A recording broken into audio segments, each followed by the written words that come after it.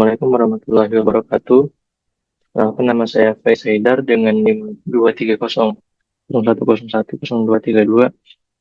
Sini saya ingin mempresentasikan progres dari aplikasi yang sebelumnya saya sudah buat proposal, yaitu sistem manajemen data mahasiswa di mata kuliah pemrograman PLSQL semester ganjil tahun akademik 2025 dan 2026. Oke, yang pertama yaitu tujuan dari proyek ini adalah mengelola data mahasiswa secara terstruktur. Jadi mungkin beberapa ada aplikasi yang memang sudah banyak digunakan untuk mengelola data nilai, tapi kita buat lebih fleksibel. Yang kedua yaitu mengotomatisasi pengolahan data akademik. Itu jadi semua nilai dan semua data mahasiswa akan dikelola secara otomatis. Yang ketiga yaitu mengurangi kesalahan input dan perhitungan secara manual. Dan ini untuk meminimalisir human error. Yang keempat yaitu menjaga konsistensi dan integritas data melalui PLSQL. Dan dari progres project yang 40% ini, yang pertama yaitu ada analisis kebutuhan dari sistem akademik. Nah, jadi di poin pertama ini dilakukan identifikasi kebutuhan sistem yang akan dikembangkan, yaitu ada yang namanya data, apa saja yang harus dikelola.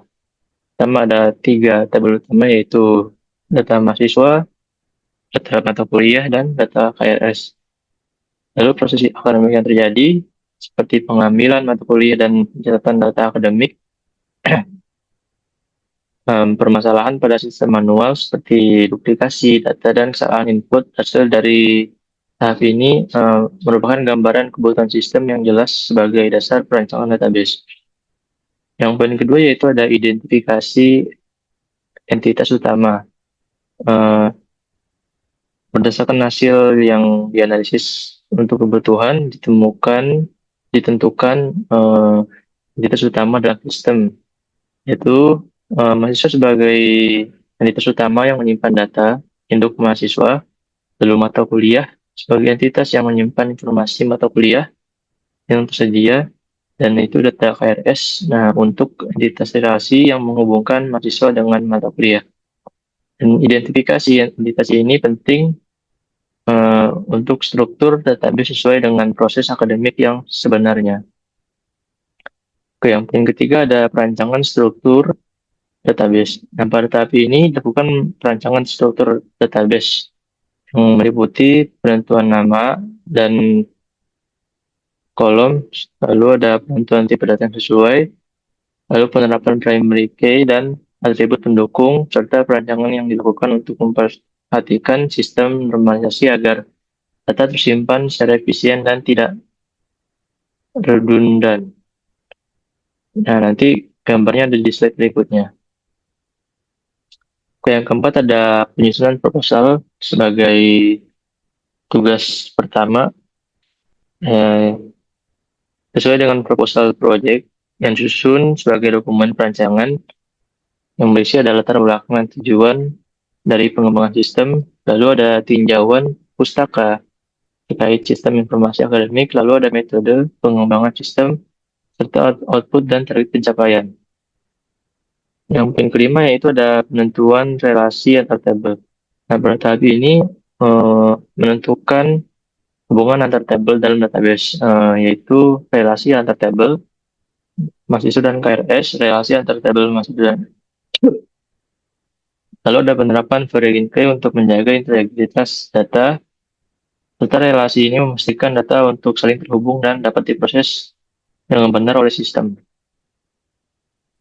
Oke, pada slide ini terdapat tiga tabel utama, yaitu yang pertama adalah tabel mahasiswa yang terdiri dari eh, 5 kolom, yaitu yang pertama ada ID mahasiswa dengan tipe data integer, lalu ada name dengan tipe data varchar, Lalu ada kolom nama, tipe data varchar untuk mengisi nama lengkap mahasiswa. Kita ada kolom jurusan dengan tipe data varchar untuk program studi atau jurusan yang mahasiswa akan input, serta ada tanggal lahir dari mahasiswa dengan tipe data date. Nah, tabel ini berfungsi untuk menyimpan data induk mahasiswa sebagai identitas utama dalam sistem yang berisi informasi dasar dan identitas resmi mahasiswa. Data dapat disimpan bersifat permanen dan menjadi acuan untuk tabel lain. Yang kedua ada tabel dari mata kuliah dengan 4 kolom, yaitu yang pertama ada ID mata kuliah atau ID MK dengan tipe data integer. Lalu ada kode kolom kode mata kuliah atau kode MK dengan tipe data varchar dan range-nya ada 10. Lalu ada kolom nama mata kuliah. Itu tipe data varchar dengan data range-nya 100, serta ada kolom SKS atau integer. Nah, tabel ini berfungsi untuk menyimpan data mata kuliah yang tersedia dalam sistem akademik. Dan tabel ini berisi daftar semua mata kuliah yang dapat diambil oleh mahasiswa, termasuk jumlah SKS dan kode mata kuliahnya. Yang ketiga ada tabel FKRS yang berfungsi untuk pengambilan data mata kuliah oleh mahasiswa setiap semester. Dan tabel KRS ini berisi data hubungan antar tabel mahasiswa dan mata kuliah. Tabel ini merupakan tabel relasi many to many karena secara gambaran yaitu satu mahasiswa bisa mengambil banyak mata kuliah dan mata kuliah bisa diambil banyak oleh mahasiswa. Terdiri dari 4 kolom pada tabel. Yang pertama ada ID KRS, tipe datanya integer. Yang kedua ada ID mahasiswa dengan tipe data integer, dan yang ketiga ada ID mata kuliah dengan tipe data integer. Lalu ada kolom semester. Oke, slide berikutnya yaitu rencana tahap selanjutnya. Oke, mungkin ada beberapa rencana yang ingin saya kerjakan, yaitu ada implementasi database di DBMS. Lalu yang kedua ada pembuatan storage procedure untuk input dan output data dan update data. Yang ketiga ada pembuatan function PLSQL untuk perhitungan akademik. Dan yang keempat ada implementasi trigger untuk validasi dan integritas data. Yang kelima ada pengujian dan validasi sistem untuk menjaga sistem tetap aman dan keamanannya terjaga. Oke, kesimpulan dari progres saat ini adalah pertama, proyek masih dalam tahap 40% dan tahap analisis dan perancangan telah selesai.